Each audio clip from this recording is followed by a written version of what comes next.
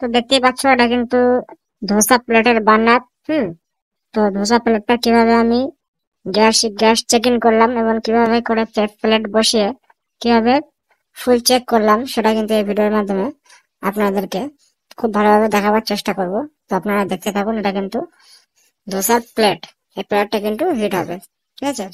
আর এটা কিন্তু ধোসা বার্নার, যে বার্নারটা নিচে জ্বলবে এটাকে আরবি বার্নার বলে, আরবি বার্নার। এই বার্নারটা কিন্তু জ্বলবে, মানে দুটো বার্নার কিন্তু এখানে পাশাপাশি দেওয়া আছে।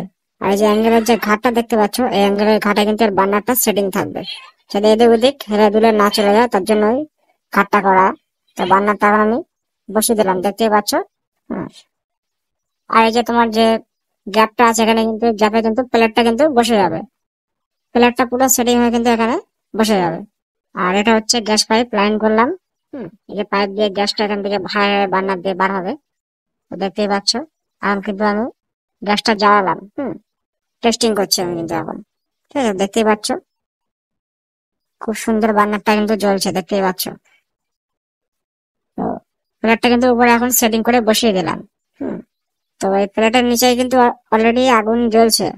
বার্নার কিন্তু অলরেডি জ্বলছে। তো আর এই সাইডে যে কাটিং করে ডাব্বা দেওয়া আছে, এই ডাব্বাটা হচ্ছে তেলের ডাব্বা। উপরে যে তেলগুলো বাজবে আর তেল সব কিন্তু ডাব্বাতে পড়বে। তো চলো দেখো, কিন্তু বার্নার কিন্তু অটোমেটিক এখানে কিন্তু জ্বলছে। এখন আমি জোরে দেবো, একটু হালকা স্পিড দেবো। দেখো স্পিড দেওয়ার সাথে সাথে কিন্তু বার্নার অটোমেটিক কিন্তু, ভিডিওটি যদি ভালো লাগে অবশ্যই চ্যানেলটি প্লেট কিন্তু অটোমেটিক হিট আসবে।